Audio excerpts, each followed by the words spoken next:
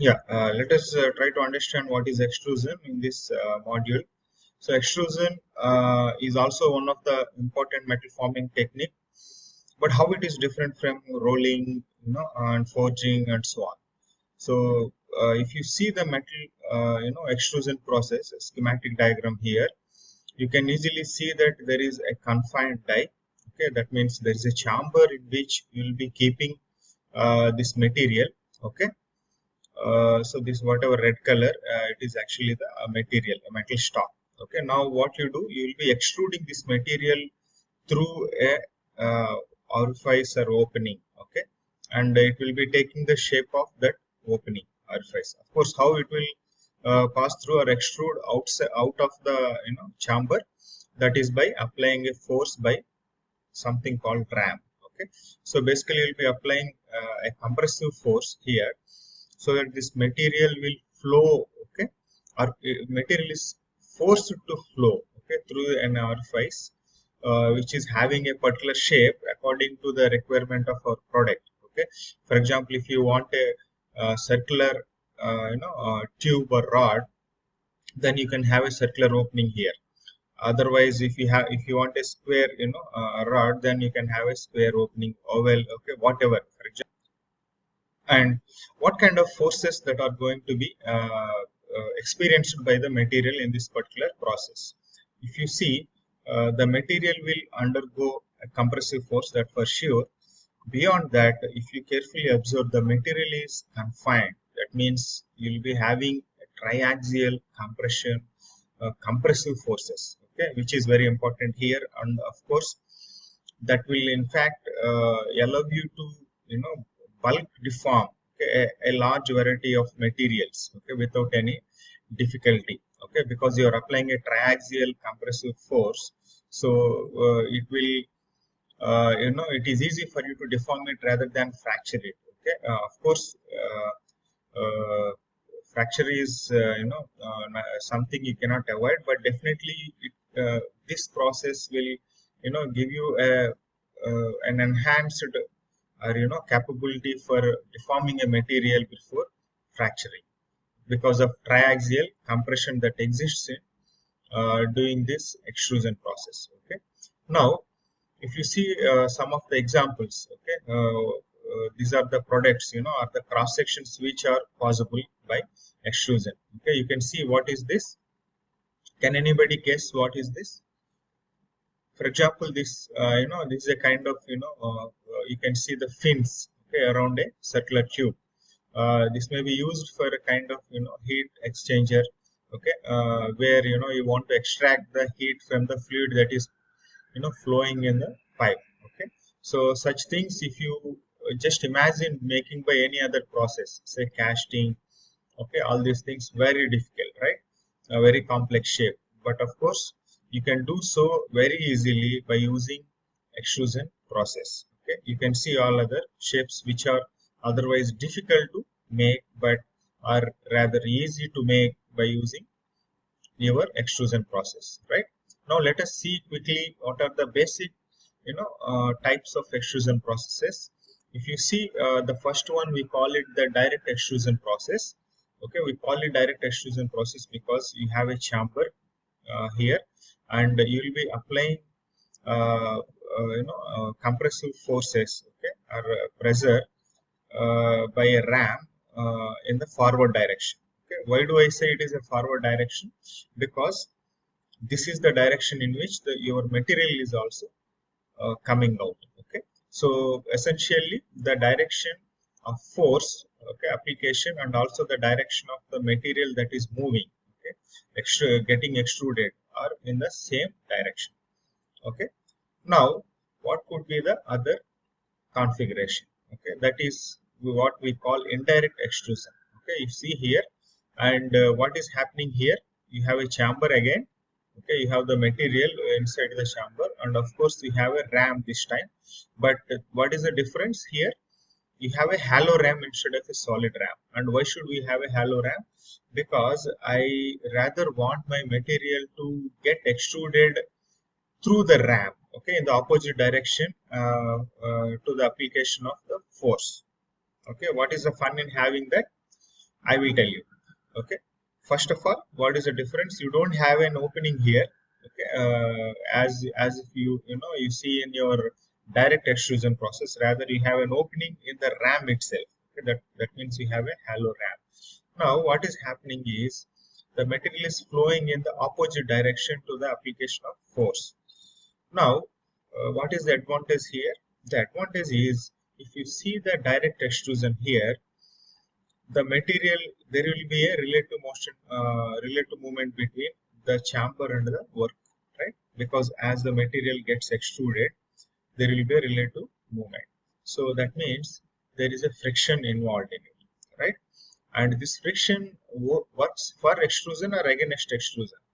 Obviously, the friction will resist the movement of the material, that too at a high pressure, right? Because you are applying so much of pressure, right, to affect the deformation. So that means this friction is something that you don't want. So, but in the direct extrusion process, it is unavoidable. Okay, there will always exist a relative movement between the chamber and the work, and there will always be, requirement of that extra force to be supplied, okay, to compensate for this friction between chamber and the work. Whereas in indirect extrusion process, if you see what is actually happening, your hollow ram will be moving in the direction, in this direction, applying the compressive forces, but there is practically no movement of work related to the chamber. That means you are effectively mitigating this problem of frictional force, okay, that exists here. So that what happens, as you move the hollow ram in this direction, your work will be moving in this direction. Okay, so that is the advantage in this particular indirect extrusion process. Okay, so and one more thing that we have to notice here, the difference between direct and indirect extrusion is the force, okay, is in the direction opposite to that of extruding material. Okay, you see the material is going in this direction and the force is being applied in this direction. Okay, of course, the length of the extruded metal product flows in the same direction that of force applied. Okay, this particular point is actually a mistake. Okay, so it has to be corrected, right? Okay, next. So there is another extrusion process which is very interesting. We call it hydrostatic extrusion process. How it works? Okay, basically you'll be having a fluid, okay, as a medium, and of course you'll be having the same chamber, a similar chamber, and of course you'll be having a ram. So you'll be applying compressive force in this direction, while this force helps you exerting a uniform pressure all through the workpiece. Okay, what is the need of this? If you practically see any other extrusion process other than hydrostatic process, there will be practically it is a difficult thing to actually maintain a uniform pressure all through the metal stock. That will result in some kind of defects in the extruded part, having uneven internal stresses, there may be some cracking, surface cracking, and so on. So not only that, if you have a highly brittle material, okay, always it is better to have hydrostatic extrusion, because you are maintaining a equal, evenly distributed, okay, pressure, so that it will help it deform without any difficulty. Okay, that is the only difference. You see the fluid here, it is, as you apply the pressure here, it will be compressed highly, and that will result in affecting the deformation of the material, followed by extrusion of the part out of the chamber. Okay, now how to calculate the or estimate the extrusion force? Okay, why should I know the extrusion force? Because that is how I can tell whether my equipment can actually extrude this particular material. Okay, because I should know how much of force, okay, that is required to extrude a material. Very important, right? Now what is that all you are doing? You have to apply pressure here. Okay, now how much pressure it requires? You see the symbols here. A naught stands for the initial cross sectional area, okay, in this direction, okay, of the metal stock, and AF is the final cross sectional area. in this particular region after extruding the AF. So basically the A naught and AF represent the cross-sectional area of the metal stock before and after extrusion process. Okay. Now this is something relief angle, which meant to be at the exit, okay, portion of the extruding orifice, okay, in order to make sure there won't be any resistance for the material to freely flow outside. Okay. That is why we design the die in such a way that it has some relief angle. Okay. Now how can you estimate the extrusion force? Okay, basically you will be taking the extrusion ratio, what we call, that is nothing but the initial cross sectional area to the final cross sectional area after extrusion. Okay, A naught by AF. Okay, now it can be used along with some other parameters such as extrusion constant. Okay, this extrusion constant is not a dimensionless parameter, though. You can see the graph here, which is being tabulated in the data books also. For example, if you have